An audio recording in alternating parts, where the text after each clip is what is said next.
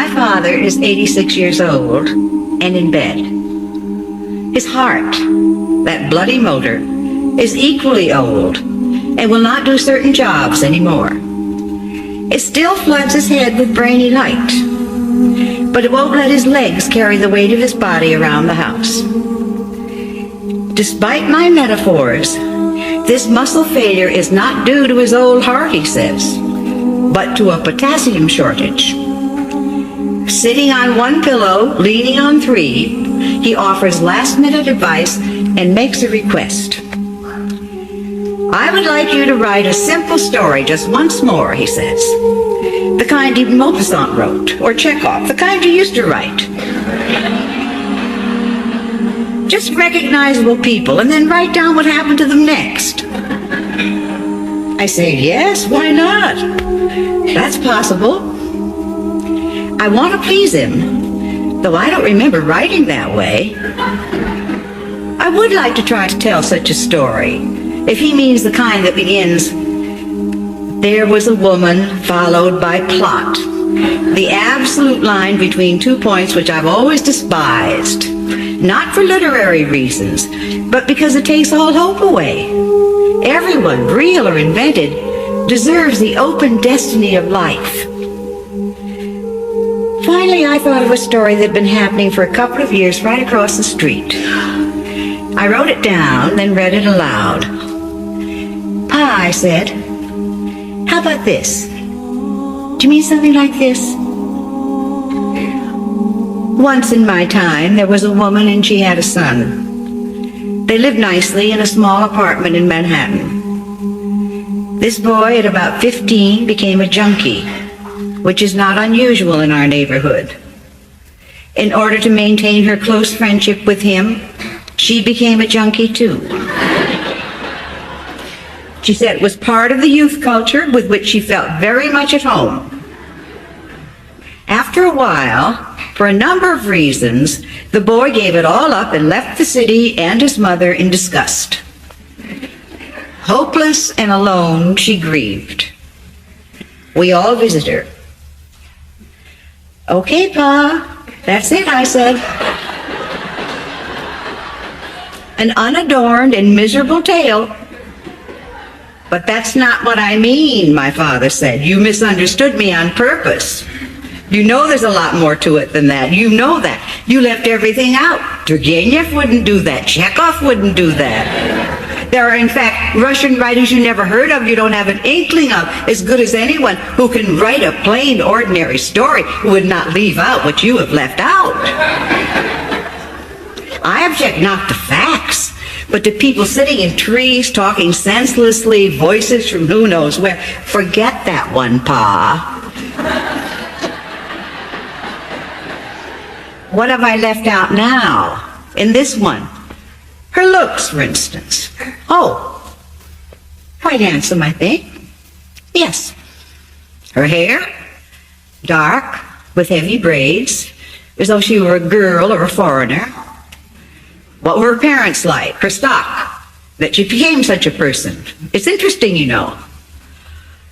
From out of town, professional people. The first to be divorced in their county. How's that? Enough? I asked. With you, it's all a joke, he said. What about the boy's father? Why didn't you mention him? Who was he? Or was the boy born out of wedlock? Yes, I said. He was born out of wedlock. For God's sakes, doesn't anyone in your stories get married? Doesn't anyone have time to run down to City Hall before they jump into bed? No, I said. In real life, yes, but in my stories, no.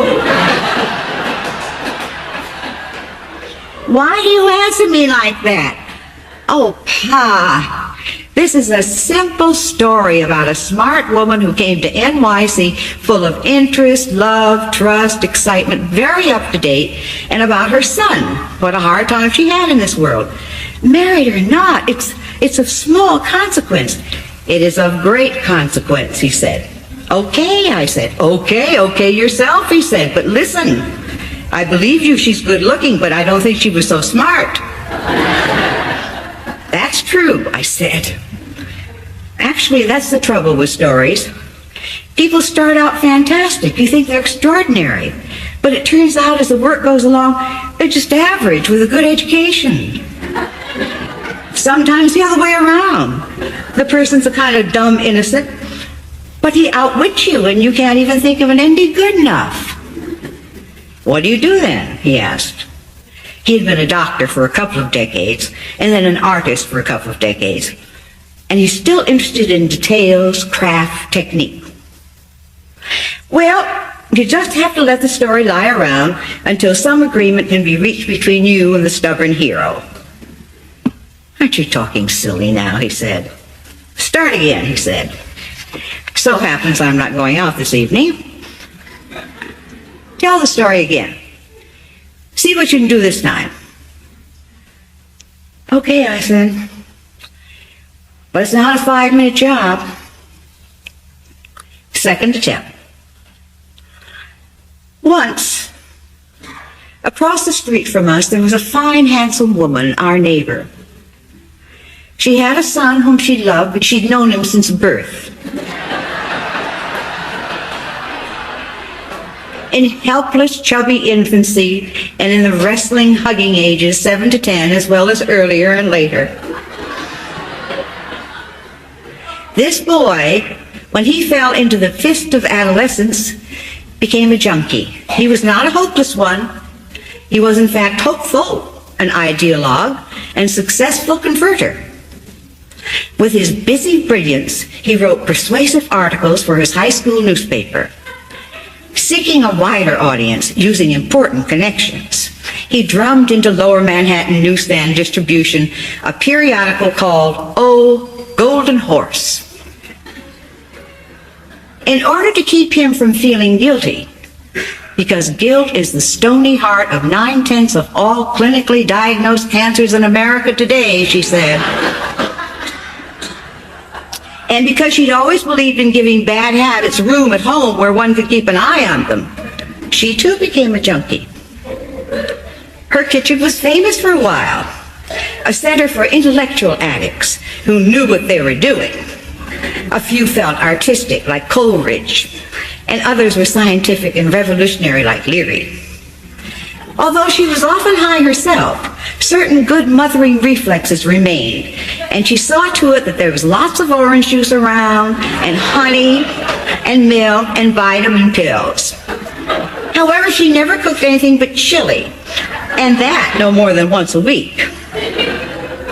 She explained when we talked to her seriously with neighborly concern that it was her part in the youth culture, and she would rather be with the young, it was an honor, than with her own generation.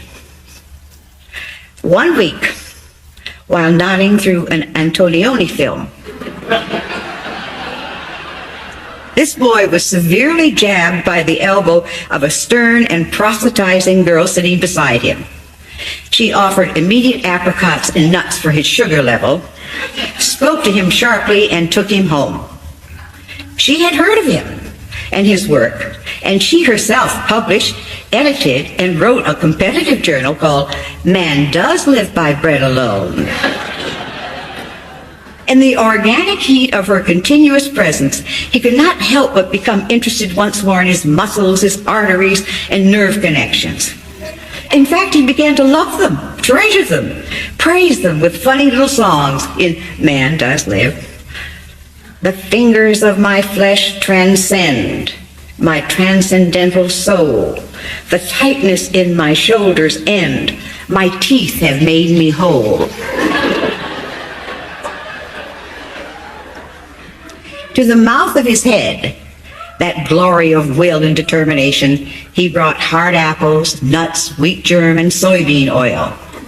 He said to his old friends, "From now on, I guess I'll keep my wits about me. I'm going on the natch." He said he was about to begin a spiritual deep breathing journey. "How about you too, Mom?" he asked kindly. His conversion was so radiant, splendid, that neighborhood kids his age began to say he'd never been a real addict at all, only a journalist along for the smell of a story. And the mother tried several times to give up what had become, without her son and his friends, a lonely habit. This effort only brought it to supportable levels. The boy and his girl took their electronic mimeograph and moved to the bushy edge of another borough. They were very strict. They said they would not see her again until she'd been off drugs for 60 days.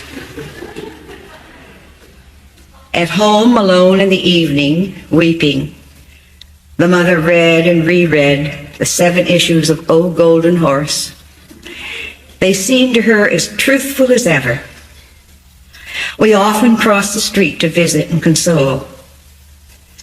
But if we mentioned any of our children who were at college or in the hospital or dropouts at home, she would cry out, "My baby, my baby," and burst into terrible, face-scarring, time-consuming tears.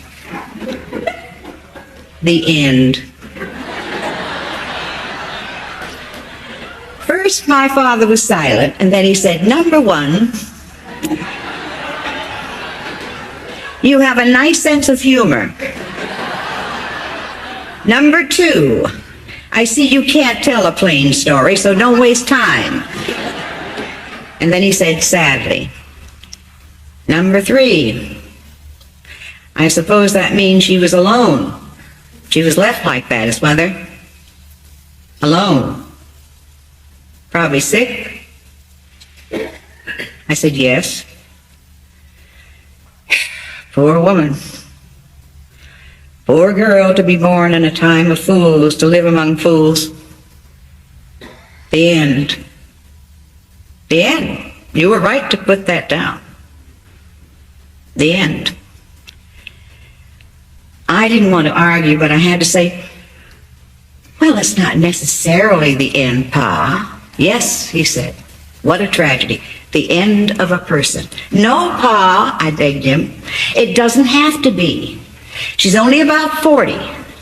She could be 100 different things in this world as time goes on. A teacher or a social worker, an ex-junkie. Sometimes it's better than having a master's in education." "Jokes," he said. "As a writer, that's your main trouble. You don't want to recognize it. Tragedy, plain tragedy, historical tragedy, no hope, the end." "Oh, Pa," I said, "she could change. In your own life, too, you have to look it in the face." He took a couple of nitroglycerin. "Turn to 5, he said, pointing to the dial on the oxygen tank. He inserted the tubes into his nostrils and breathed deep. He closed his eyes and said, "No." I had promised the family to always let him have the last word when arguing, but in this case I had a different responsibility. That woman lives across the street. She's my knowledge and my invention. I'm sorry for her. I'm not going to leave her there in that house crying. Actually, neither would life, which, unlike me, has no pity. Therefore, she did change. Of course, her son never came home again, but right now, she's a receptionist in a storefront community clinic in the East Village. Most of the customers are young people, some old friends. The head doctor has said to her, "If we only had 3 people in this clinic with your experiences." The doctor said that. My father took the oxygen tubes out of his nostrils and said, "Jokes. Jokes again." "No, Pa. It could really happen that way. It's a funny world nowadays." "No," he said, "truth first. She will slide back. A person must have character. She does not." "No, Pa," I said, "that's it. She's got a job. Forget it. She's in the storefront working." "How long will it be?" he said. "Tragedy. You too. When will you look it in the face?"